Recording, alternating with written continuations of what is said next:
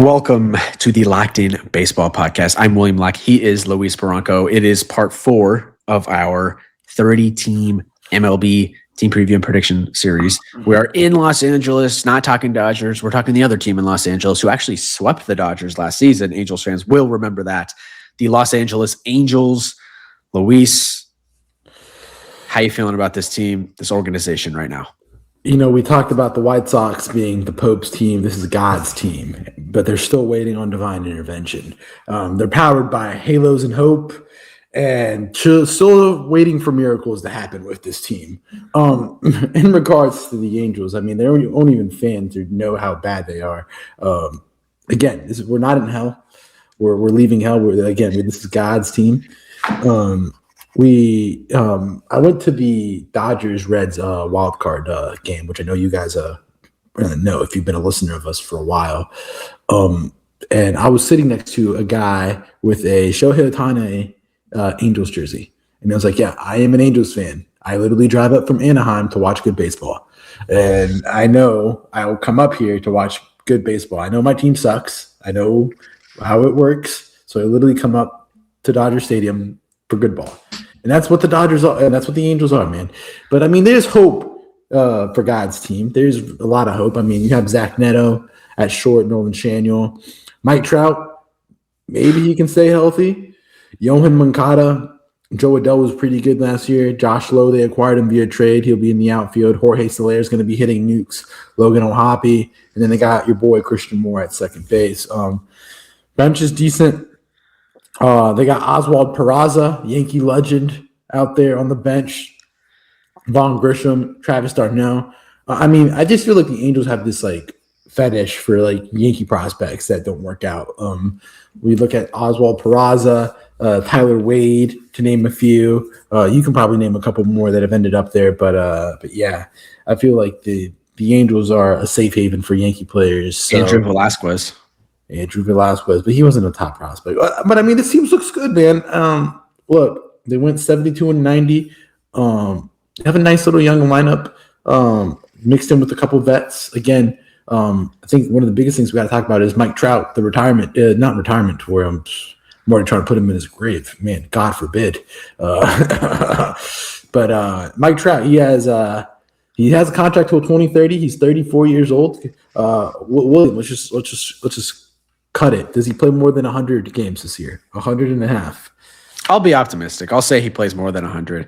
$37 million over the next 5 seasons. I hate to be a negative Nancy, but it does kind of feel like that's becoming one of the worst contracts in the sport just because he hasn't been able to stay healthy. And honestly, the numbers when he's been on the field have kind of declined too. Like the strikeout rates are way up. The average is way down. He was in like the 220s, I think, last season when he was healthy. He was still hitting bombs, but he played 130 last year. Hit 232 with a 359 OBP and a 442 slug, 443 slug. His WRC plus was 120. In 2024, he only played 29 games. Yeah. So, I mean, health's always going to be a concern with Mr. Trout. Again, it may be time to actually stop giving Mike Trout. Like, yes, he's a great ball player, and at his height, he was one of the best players in the game. But I think it's time to actually treat him like an actual human being and not an alien at this point of his career. I think we might be waving the white flag on him with the past couple seasons, the injuries, and we know what he likes to do in October.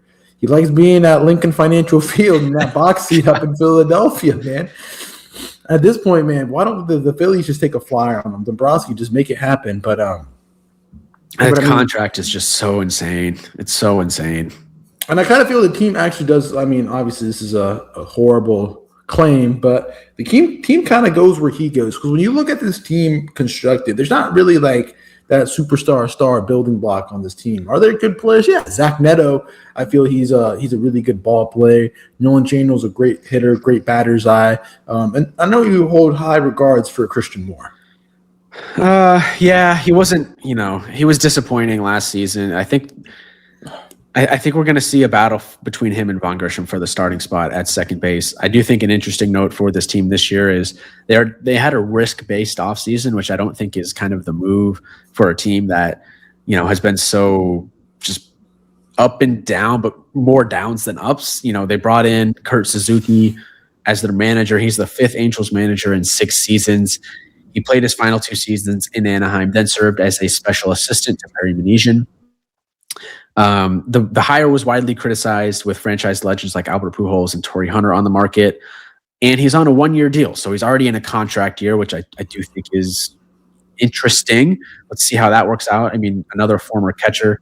Those guys tend to do pretty well as managers. I mean, you think obviously the first one that comes to mind recently is Stephen Vogt. But then you take a gamble on the rotation. You made the Grayson Rodriguez trade, but he has dealt with so many injuries, lat strains, and then he had a bone spur surgery in August. He's still only 26, so he could still be good. They shipped out Taylor Ward to Baltimore in that trade. And then you bring in Alek Manoah, all-star in 2022, but has not been healthy, struggled in Toronto. He got picked up by Atlanta, didn't pitch at all in Major League last year. So what do you get from those 2 guys? Kikuchi still headlining the rotation, Jose Soriano and Reed Detmers. That'll be the top 3 for sure. They brought in 4 bullpen guys, Drew Pomerantz, Kirby Yates, Jordan Romano, and Brent Sutter.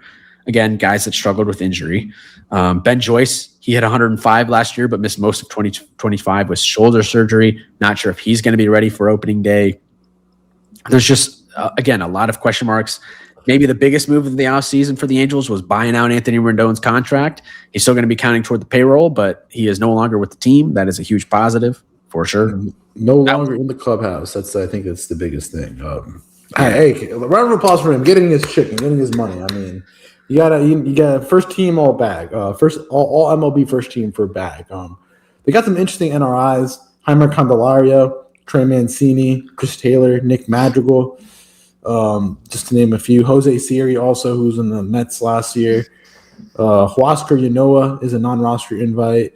They got a lot of dudes. Hunter Strickland, Caleb Ort. They got a lot of dudes with pedigree that have been very productive in the major leagues, but I feel like the team's a little bit 2 or 3 years past. I feel like this was a team back in 2022, they would have been better. Like their young guys, not so much, but I feel like the guys like Jordan Romano, Kirby Yates, Alek Manoah, just those guys to name a few. And I mean, there's it's very this team could go up. Grayson Rodriguez could be that ace, could turn into that ace, or you just be a dude that's a middle of the rotation back end guy with all these injuries. And hitters wise, they're all good MLBers, but there's just not one dude that I'm like, man, that's who I'm prying off. Yeah, Zach Neto is exciting. Can he replicate the form he had last season? Let's see. But he was one of the better shortstops, probably a top 10 shortstop in all of baseball last season. I had him number 11 in our list, just outside the top 10. They're paying Anthony Rendon $38 million not to be on the team. Right now, Fangraphs has them at $195 million in terms of payroll, luxury tax payroll. So it's a lot of money for a team that's not expected to be that good. They have a ton of pending free agents because they signed a lot of 1-year deals. Jorge Soler is there, $16 million. He is a pending free agent. Joe Adell had a really good season last year. Can he replicate that for him? He's still 26 years old, be 27 this season.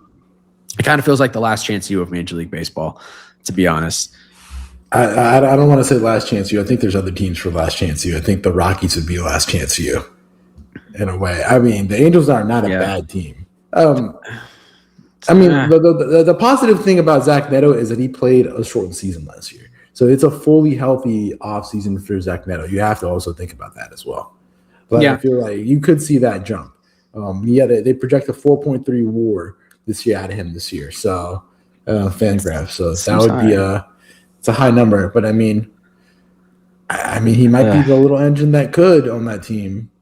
They lost a lot. Like Luis Garcia gone, Kenley Jansen gone, Andrew Chafin gone, Luis Rengifo gone, Chris Taylor's back, but Lamont Wade, they losing Jansen. He's a decent closer last year, 72 and 90 last season. He's just chasing 500 at this point. He's going to whatever team that can get me in to 500. And that's the 500 saves. And at this point, what is the benefit of the Angels having Kenley Jansen? Not really much. You got to get to the ninth with the lead, and right now they're not getting to the ninth with the lead. So, a couple other notes. Bad news for the farm system. Keith Law ranks them 29th overall in farm systems, tier 8. They do not have one top 100 prospect. MLB.com has Tyler Bremner at 81, but Keith Law does not have any top 100 prospects for this Angels team, which is kind of crazy considering how bad they've been. 10 straight losing seasons. They don't have one top 100 prospect. And also GM Perry Manesian is entering the final guaranteed year of his contract with a club option for 2027. Kurt Suzuki, who I already mentioned earlier, is already on a contract year in his first season as manager. It's a lot of, there's pressure on those guys. If it doesn't work out this year, we could be looking at some new leadership in Los Angeles. William gets subbed, man. After how many episodes of this we've been doing it? 4 episodes. William, new leadership. He just loves new leadership. It's like, yeah, man, they're doing like the experiments. Like, a baseball scientist in terms of front offices. Baseball teams that are really bad make moves into front office leadership. It's worth noting in the previews. I know, but you love him. Look how he's like glowing on the screen. The Angels need new ownership. I think that is clear. 30th in hitting or 30th in average last year, 23rd in OPS, 4th in home runs. Taylor Ward, Joe Adell kind of carried there. 28th in reliever and starting pitching ERA. 30th in defensive rating, 30th in outs above average, worst defensive team by outs above average in all of baseball last year. Do they break the streak of 10 straight losing seasons? Hell no. Yeah, no chance. No chance. The Angels do not make it out, It was funny. I forgot the comedian you sent me, but it was we translated in Spanish Los Angeles is in Spanish means the Angels. And the team's name, the Angels. So you're basically naming the Angels. They're the Angels. Yeah. I can't believe I never realized that. It was a good comedy bit. I also can't remember who it was. Okay, shout out to him. But William, what's the over/under on this one? 70.5. They were 72 and 90 last season. Under, please, under. I'm taking the under. I'm going under as well. I can't get burned again by the Angels. This team is – Zach Neto is the only guy you watch, .TV player. And if Christian Moore can figure it out. He was the number 8 overall pick in 2024. Grayson Rodriguez, maybe there's some optimism there. Just Josh Lowe work out in right field. Joe Adell, bounce back season. Or not bounce back, continuation of a good season last year. Logan O'Hoppe at catcher. I think he's one of the key – he's their PA rep. He's going to be involved in those negotiations for the CBA. So there you go. Why don't we move the Angels out of Anaheim? Why don't we start with that? Does LA really need 2 teams? Second biggest city in the country. If they were good, I think more people would care. I mean, that's obvious to say, but they need a whole rebrand. Honestly, they need a whole freaking roster rebrand. At some point, because if you look at their win-loss records over the last couple seasons, they haven't been absolutely abysmal. The worst they were was 2024 when they were 63 and 99. But it's a lot of 70-win seasons or mid-80s, low 80s. It's at some point you just got to tear it down and say we're going to suck and just trade anything we have and just try to get farm pieces and stuff. How can you be this bad and have one of the worst farm systems in baseball? It's crazy. They just want to fill their pockets up with money at this point. That's what they want to do. As long as they're getting enough attendance and you're filling the pockets of that owner, and you're breaking even and making some sort of revenue. Hey, that's what some owner cares. Yeah, I guess. Hopefully, Trout has a good season. Say that. No, we'll see. All right. Well, that was the Angels. Where are we going to tomorrow? Are we still in hell? St. Louis. That team stinks. I mean, that's going to be a tough one. Some interesting moves this offseason. They were very active. That's going to be a funeral-esque one, to be honest. Yeah, well, they had to do what they had to do. We'll get to the Cardinals tomorrow. This was the Angels. We're both on the under. More negativity in Los Angeles. Sorry, guys. But there's some exciting players to watch. Hope you guys enjoyed. We'll be back tomorrow with the St. Louis Cardinals. Until then, catch you next time. Peace out.